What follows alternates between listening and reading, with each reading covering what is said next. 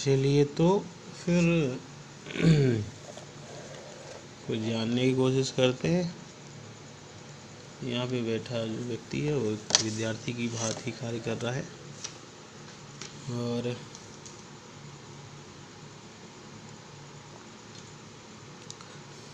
विद्यार्थियों का कुछ सिलेबस विद्यालय में छूट गया था, उसको मैं कवर करने की कोशिश कर रहा हूँ और थोड़ा करके मैं कवर कर दूंगा आपका।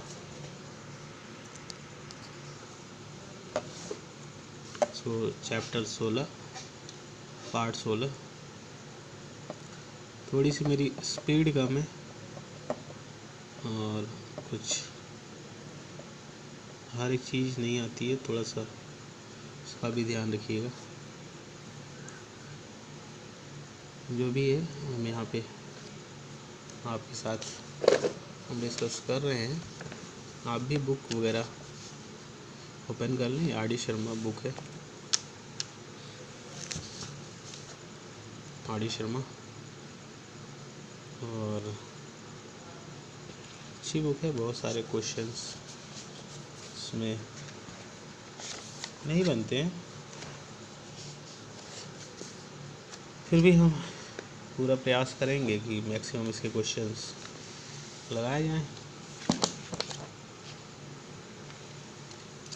चैप्टर 16 आप भी बुक खोल लें, बुक नहीं हो तो परचेज़ कर लें, ज़रूरी है बुक अच्छी। मल्टीपल बुक्स पढ़ा जाए, एक बुक नहीं, आरडी बस नहीं, आरडी से भी ऊपर लेवल की बुक देखा जाए। क्वेश्चंस नए जब व्यक्ति लगाता है तो फंसता है तो उस पर कंटिन्यूस अभ्यास किया जाए तो मैक्सिमम प्रैक्टिस से व्यक्ति अपनी वीकनेस को सही कर सकता है। ऐसा मेरा मानना है कि अगर मैं यहाँ बैठा हूँ तो मैं ऐसे ही करता हूँ, तो इसलिए आप भी इसको कंटिन्यूस प्रैक्टिस करते रहिए। यहाँ पे लिखा है द वर्ड प्रोबेबिलिटी, जो प्रोबेबिलिटी वर्ड है ये डेली लाइफ में यूज़ होती है, commonly used in our daily life. अच्छा, डेली लाइफ नहीं लिखा है यहाँ पे, डे टू डे कन्वर्सेशन। अच्छा, जब हम दिन में दिन कन्वर्सेशन करते हैं तो प्रोबेबिलिटी यूज़ होती है, कैसे?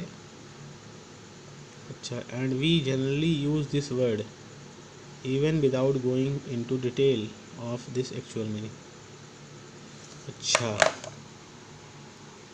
The word probability is commonly used in day to day conversation. Day to day conversation में ये प्रोबेबिलिटी शब्द यूज़ होता है। And we generally use this word, इसकी एक लाइन को समझा जाए तो ही व्यक्ति का एक अच्छा कॉन्सेप्ट डेवलप हो सकता है। इसीलिए जब किताब को डिज़ाइन किया जाता है तो उसके पहले इंट्रोडक्शन दिया जाता है। जब पूरा इंट्रोडक्शन पढ़ेंगे, इंट्रोडक्शन को सीखेंगे, तब जाके हम क्वेश्चंस पे आएंगे। इंट्रोडक्शन इसीलिए देता है किताब, ताकि वो पूरा इंट्रोडक्शन पढ़ा जाए और फिर इंट्रोडक्शन से अपना कॉन्सेप्ट बिल्डअप हो जाएगा अच्छा, फिर जाके हम क्वेश्चंस पे एक अच्छे लेवल के भी क्वेश्चन हम लोग टच कर सकते हैं। तो हाँ, जब पूरा चीज़ पढ़ा जाएगा तो व्यक्ति फंसेगा तो है ही, डायरेक्ट पूरी चीज़ें तो आज नहीं जाएंगी।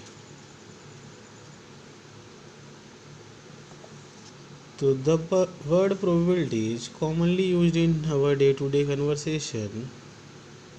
दिन प्रतिदिन जब हम कन्वर्सेशन करते हैं तो प्रोबेबिलिटी कॉमनली यूज़ होती है। And we use this word even without go into detail of actual meaning. इसका मतलब क्या हुआ? We generally use this word even without going into the detail of the actual meaning. अच्छा, इसकी हम use कर लेते हैं, लेकिन हम एक्चुअल मीनिंग बिना जाने हुए ही यूज़ कर लेते हैं। कैसे, चलिए यहाँ पे देखते हैं। Generally people have a rough idea about its meaning in our day to day life we come across statement like. हम अपनी रोज़मर्रा की ज़िंदगी में हम बहुत सारे स्टेटमेंट देखते हैं, जैसे probably it may rain today, chance है कि वर्षा आज हो सकती है। अच्छा, हमने बोल दिया, लेकिन हम इसको प्रोबेबिलिटी से रिलेट प्रैक्टिकली हमने बोल दिया क्या चांस है कि वर्षा हो सकती है, बट लेकिन क्या, वर्षा तो व्यक्ति ने बोल दिया,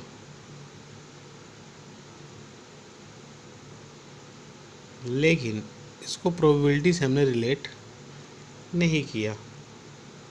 ही में पॉसिबली ज्वाइन पॉलिटिक्स, पॉसिबिलिटी है कि वो पॉलिटिक्स ज्वाइन कर सकता है। ही कोई भी, ही यानी कोई भी दूसरा व्यक्ति।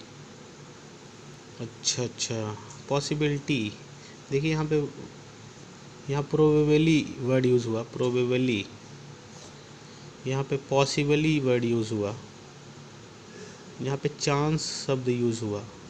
Indian cricket team has good chance of winning world cup, भारतीय क्रिकेट टीम के पास अच्छा चांस है वर्ल्ड कप जीतने का।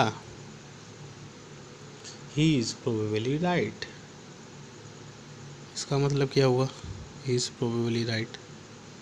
आपको भी सुनना नहीं है, उसमें हेल्प करना है, क्योंकि मैं आपको ऑलरेडी बता चुका हूँ कि मैं एक विद्यार्थी की ही भांति काम कर रहा हूँ, इसको समझना है। He is probably right, probably right वो, हाँ, इसकी पॉसिबिलिटी है कि वो सही है। कोई भी बात हुई तो प्रोबेबिलिटी है कि वो व्यक्ति सही है। In such statements we generally use the term possible. अच्छा, इन स्टेटमेंट में हम जनरली यूज़ करते हैं कौन से टर्म, पॉसिबल, देखिए यहाँ पे प्रोबेबल, चांस, लाइकली, एट्सेट्रा। अच्छा, इन स्टेटमेंट में हम ये शब्द यूज़ करते हैं। All this term convey the same sense, all these terms convey the same sense that the event is not certain to take place. In other words, इसको समझा जाएगा, all these terms convey the same sense, जितने भी term हमने पढ़े, जितने भी line हमने पढ़ी, उनका सेंस एक ही है। क्या सेंस एक ही है, कैसे सेंस एक ही है, that the event is not certain, event certain नहीं है। अच्छा, फिर श्योर नहीं है, हम यहाँ बोल रहे हैं प्रोबेबली रेन हो सकती है, वर्षा हो सकती है। We are not sure that, हम श्योर नहीं है that today rain will occur, हमें नहीं पता है कि आज वर्षा होगी, ये हम कॉन्फिडेंटली ये नहीं कह पा रहे हैं। तो ये जो इवेंट हो रहा है, ये जो चीज़ें होने वाली हैं, वो सर्टेन नहीं है। In other words there is uncertainty about occurrence. दूसरी भाषा में हम ये कह सकते हैं कि एक अनसर्टेनिटी है उस चीज़ के होने की, अबाउट द अकरेंस, अकरेंस यानी रखा करिए आप लोग, हमें भी ढूंढना पड़ता है बहुत सारे अकरेंस को। यहाँ पे देखिए लिखा भी है, happening, there is uncertainty about occurrence और हैपनिंग ऑफ द इवेंट। हमेशा किसी इवेंट के होने में अनसर्टेनिटी रहती है।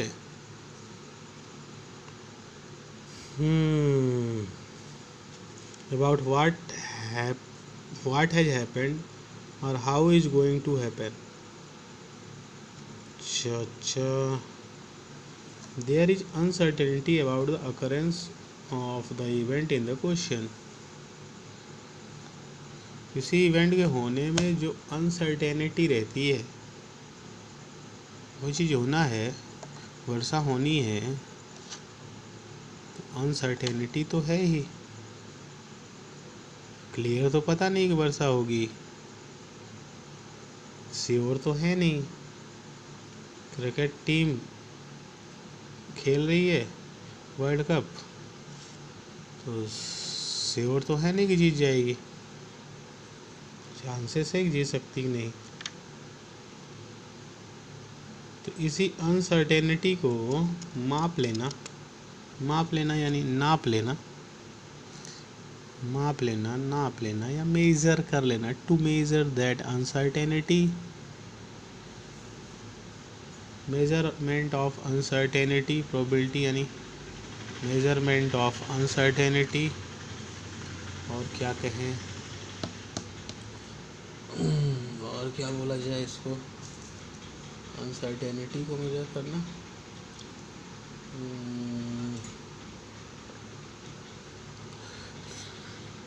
हाँ, किसी इवेंट के होने या न होने के चांस को मेजरमेंट करना। चांस ऑफ हैपनिंग और not happening of an event is called probability. ठीक है, चलिए ये भी मान लेते हैं। The concept of probability originated in the beginning of 18th century. अच्छा, यहाँ पे और कुछ लिखा है। Thus in layman terminology the word probability. तो प्रोबेबिलिटी समझ में आया। प्रोबेबिलिटी क्या है? चांस ऑफ हैपनिंग और not happening of any event. ये इवेंट है, अब वो इवेंट होगा कि नहीं होगा, इंडिया क्रिकेट जीतेगी कि नहीं जीतेगी, उसे क्या चांस है, वर्षा होगी या नहीं होगी, इसे क्या चांस है, वो व्यक्ति सही है या नहीं है। ये जो अनसर्टेनिटी है ना, हम क्लियर कट जो बात हम नहीं कह पा रहे हैं, वो अनसर्टेनिटी को मेज़र करना ही प्रोबेबिलिटी है। हिंदी में इसको प्रायिकता कहते हैं। बहुत सी मीनिंग हमको भी नहीं पता है। भाई, एक व्यक्ति कितना स्टोर कर सकता है नॉलेज। तो थोड़ा सा पेशेंस रखना है दोनों साइड से, और आप भी ढूंढिए, मैक्सिमम चीज़ें ढूंढी जाएंगी तो सोल्यूशन तो मिलेगा। डिक्शनरी रखिए मीनिंग वगैरह ढूंढने की। देखिए, जैसे मैं यहाँ पे टिक लगाया हूँ, इस तरह से आप भी पढ़िए। मैं इसी तरह से पढ़ता हूँ। पेन ले लीजिए, इसे टिक मारते जाइए जो इम्पोर्टेंट चीज़ें लगे। उसको मल्टीपल टाइम्स पढ़िए, एक ही बुक नहीं, मल्टीपल बुक्स पढ़िए, तो ही इम्प्रूवमेंट के चांसेस अच्छे हो सकते हैं। अभी हमारे अंदर भी बहुत सारे इम्प्रूवमेंट नहीं है, और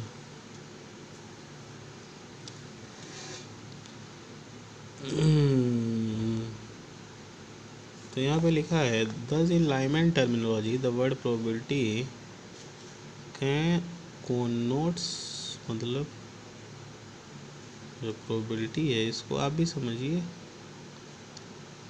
the word probability connotes that there is uncertainty about what happened or what going to happen। हाँ, जो प्रोबेबिलिटी है, जो होने वाला है, जो हो चुका है, उसमें जो होगा या जो होने वाला है, एक उसको क्या समझे, इंग्लिश वाले ज़्यादा अच्छे से बताएंगे थोड़ा सा क्लियर ये नहीं है। तो however in the theory of probability we assign numerical value to the degree of uncertainty।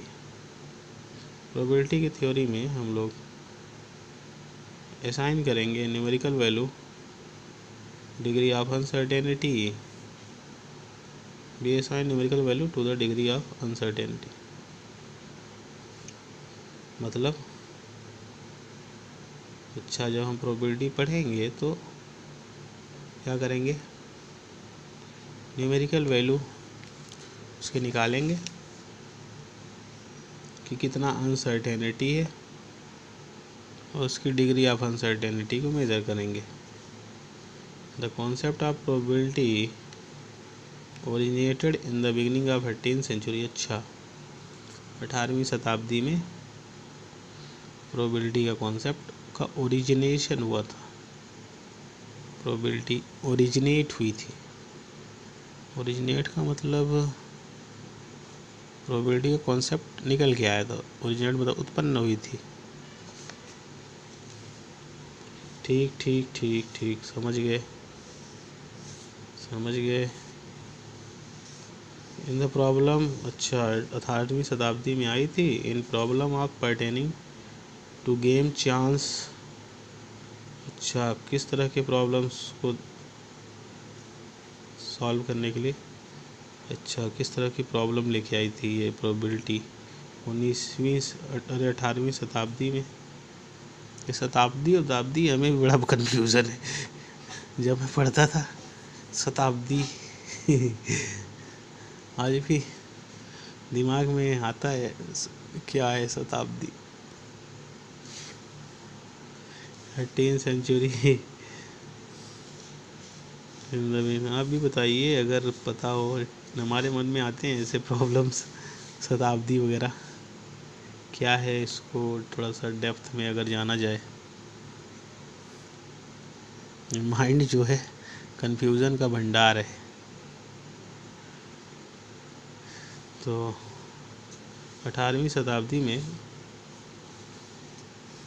Problem pertaining games of chance such as throwing a die. 18वीं शताब्दी में डाइस को थ्रो किया गया, यहाँ से प्रोबेबिलिटी का ओरिजिनेशन हुआ। कॉइन को टॉस किए, सिक्का उछाले तो भी प्रोबेबिलिटी का ओरिजिनेशन हुआ। Drawing a card from a pack of card. अच्छा, पैक ऑफ कार्ड मतलब ताश की गड्डी। हाँ, ताश की गड्डी में से हम पत्ते निकाल रहे थे। Starting with game of chance. अच्छा,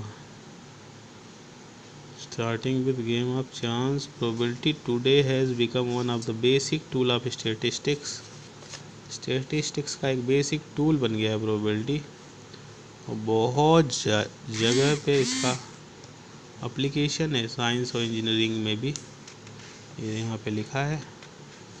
आज पहले लेक्चर में अपना इंट्रोडक्शन हमने पढ़ा। मतलब ये इंट्रोडक्शन एक ग्राउंड है, ग्राउंड तैयार करता है, एक बेस तैयार करता है व्यक्ति का, बेस बनाता है। कोई चैप्टर पढ़ने के लिए जो बेस बनता है वो इंट्रोडक्शन के अंदर आता है। फिर थ्योरेटिकल अप्रोच टू प्रोबेबिलिटी, इसको हम नेक्स्ट लेक्चर में करेंगे। ओके, धन्यवाद।